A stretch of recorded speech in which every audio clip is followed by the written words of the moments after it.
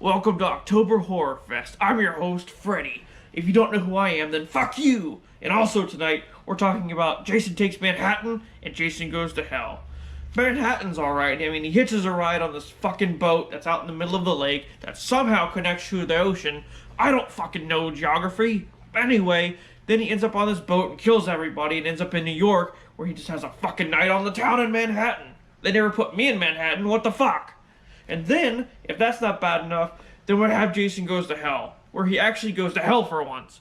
But the whole movie is weird because he's switching bodies with everybody, and it doesn't make any goddamn sense until I show up and pull his mask underground. Ha ha ha ha.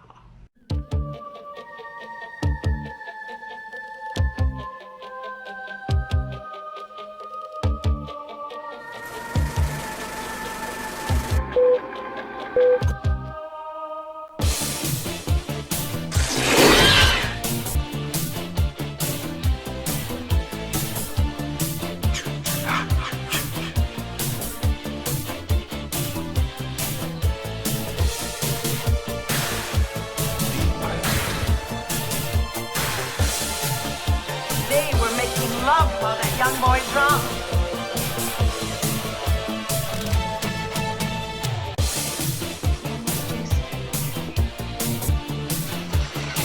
Trick or treat, motherfucker.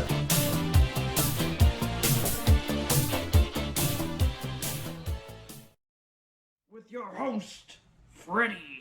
Ha ha ha ha. Happy Halloween, bitch.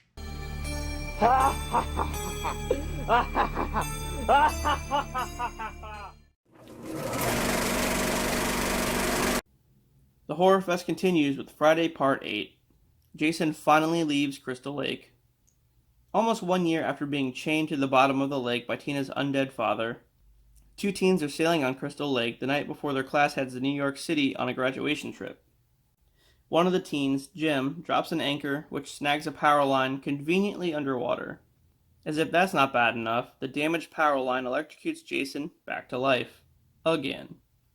Susie, the other teen, is just completely sketched out that they're on Crystal Lake, and Jim takes advantage of this by jumping out wearing a hockey mask, like a true douchebag. Well, if you want to get laid, you're going about it the right way. Anyway, so Jason jumps aboard and steals the mask and takes care of the two teens using a harpoon gun. The special effects in this scene are out of this world. The intestines don't even look like spaghetti or anything. I'm kidding. I'm kidding. They look like shit. The next part is just baffling, though. The next morning, we're introduced to Rennie, another high school student who's arriving with her teacher, Colleen, to go on the trip to New York. They run into Rennie's Uncle Charles, another teacher, who doesn't agree with her being there because Rennie has a standing phobia of water. And I can already tell this guy is going to be a grouch. Here's the baffling part, though. As the ship is about to head out, old Jason just pops up out of nowhere and tags along. You mean to tell me that Crystal Lake leads to the ocean?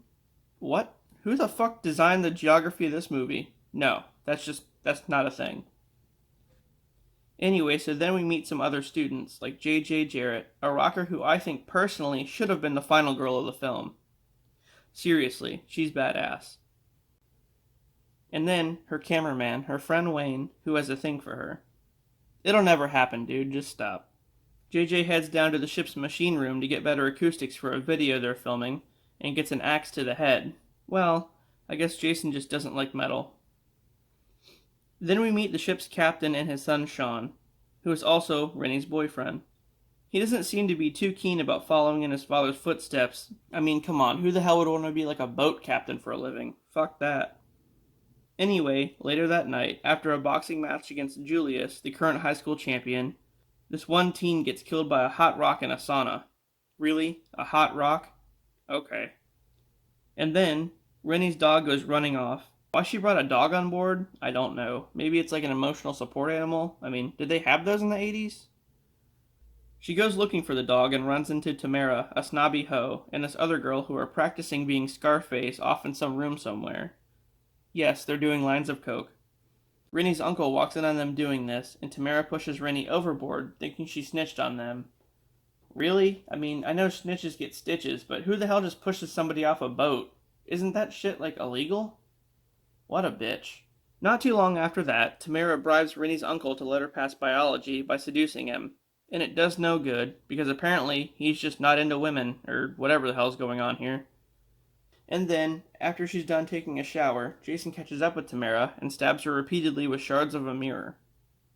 He makes his way around the ship pretty quickly, because then he chases Wayne down to the machine room again, where he gets Freddy Kruegered by an electrical box. Renny and Sean discover that the captain's been killed along with a bunch of other students on board, and they all panic. Her Uncle Charles attempts to take control, but fuck that guy, no one listens to him. Eventually, Jason kills off most of the students. Renny and some others escape on a life raft and float to New York. But don't worry, Jason wasn't left behind.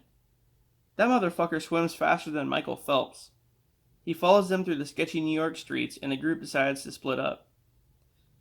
Jason chases Julius to a rooftop where they start boxing. Yep, you heard that right. Julius tries his best, but Jason does his fatality on him and uppercuts his head off. Meanwhile, Renny gets kidnapped by some drug addicts and they inject her with some kind of drug. Oh, just great. I don't know what's worse, getting chased by Jason or getting a used needle in your arm. I mean, she's fucked either way, I guess. Just as things are about to get worse, Jason shows up and kills the druggies. The group reunites as a police officer shows up to help, which lasts all of 3 seconds. And then, Renny flees in the police car only to crash it into a wall, blowing it up and killing Colleen. Renny realizes that her water phobia was actually brought on by her Uncle Charles, who threw her into Crystal Lake when she was a young girl. His argument was that he was trying to teach her how to swim. Yeah, okay, buddy. Jason catches up to them and her uncle runs, only to be thrown out of a second-floor window and then drowned in toxic waste. Good. Jason chases Renny and Sean throughout New York City. He chases them onto a subway car where he falls off and gets electrocuted by the tracks. Then he follows them to a local diner where he fucks up a future Jason. Yeah, this dude plays him in Freddy vs. Jason. Anyway, then the chase leads them down into the sewer, where Sean almost gets killed, but Renny saves him by throwing toxic waste in Jason's face. For whatever reason, the sewer floods with more toxic waste, and they escape just in time through a manhole, as Jason's left to drown. On the surface, Renny and Sean are greeted by her dog, who just randomly wanders up to them, and they go to explore New York. 5 years later, a random chick is getting into the shower. Who is she? I would assume a counselor of some sort. Just then, the power gets cut and she gets the hell out of there. Haha, they're learning. Suddenly, she's ambushed by Jason, who is somehow alive after the toxic waste bath in Manhattan. The chick runs out into the woods and, surprise, motherfucker, right into an ambush by the FBI, who blow Jason into pieces. His remains get sent to a morgue to be analyzed by a guy named Phil, and this is where the movie gets lost to me.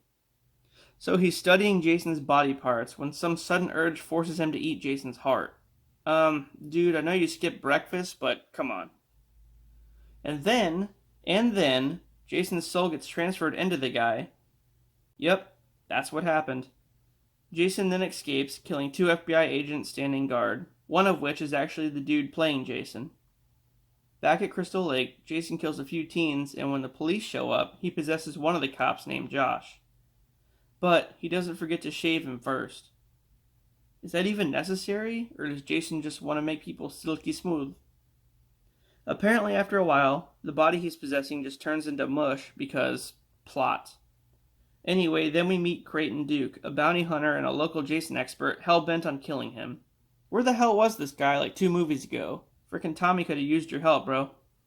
As he's being interviewed, he goes on to say that Jason can only be killed or resurrected by a family member, which would be his half-sister Diana or her daughter Jessica. And if you want to get real technical, Jessica's baby. But that's just dark. So Jessica has this ex named Steven who she had the baby with, but I guess some shit went down because she wants nothing to do with him. So Steven finds out that Jason's after Diana and goes to warn her, but Jason shows up and kills her anyway. Then Steven gets framed for her murder and is put in jail where he meets Duke. Duke tells Steven about how Jason's trying to get reborn through his sister and blah blah blah, and Steven tricks his friend Randy into letting him out. Meanwhile, a TV reporter named Robert, Jessica's current boyfriend, is in the Voorhees house where he plans on doing a show from, exploiting Jason and his past. He even goes as far as to steal Diana's corpse from the morgue. Wow, what a sick fuck. And then suddenly, Jason bursts in and possesses him, leaving Josh to turn into mush. Jason confronts Jessica and attempts to possess her, but is stopped by Steven, who takes her and drives away. He tries to tell her what's happening, but she doesn't believe a word of it and throws Steven out of a moving car. Really, bitch? What is this, Grand Theft Auto? Jason follows Jessica to the police station where he kills a bunch of officers, allowing Duke to escape. Steven rescues Jessica yet again, now with her believing him. Oh yeah, that's what it took? They go to a local diner where she left their daughter. It's not what it sounds like. She left her baby with these loudmouth people from Jersey. Oh, so it's worse than what it sounds like? Okay. Jason arrives at the diner and just wrecks everyone. He gets shot with a shotgun point blank, but it doesn't stop him from breaking the owner's son's wrist, or shutting her loud mouth up. Jessica finds a note where her daughter used to be, which was left by Duke, who tells them to go to the Voorhees house. Of all the places you can go to meet, you choose that place? A bit later at the Voorhees house, Jessica and Steven are reunited with their daughter, and Duke gives Jessica a special dagger that she has to use to kill Jason once and for all. Randy, Steven's cop friend, shows up to help, but, haha, it's actually Jason, and he attempts to possess the baby. Steven intervenes and cuts his neck with a machete, causing a demonic creature to crawl out, which I suppose is Jason's true form or some shit, and the creature crawls into the basement. I think it's like his heart with legs or something. I forget how they described it. It just looks like a weird little crawly guy. Just then, Duke reminds them that Diana's body is also in the basement, and BAM! Jason's reborn. By the way, it crawled up her hoo-ha, just in case you were wondering. Jessica then notices that amongst the fuckery, the dagger fell into the basement as well, and as they grab it, Duke gets crushed to death. Steven jumps into the fight and gets his ass kicked pretty bad. But Jason doesn't do like his normal shit, he just beats him with like a fucking rake or something. Suddenly, Jessica appears out of nowhere with the dagger and kicks it into Jason's heart. All these souls start flying out of his body like he's a reverse Sang Shung, and then these weird sand creatures pop up and pull him into hell. With it finally over, Steven and Jessica leave with their baby. A bit later on, Jason's mask is laying in the dirt when Freddy's hand just bursts through and drags it down to hell. The end.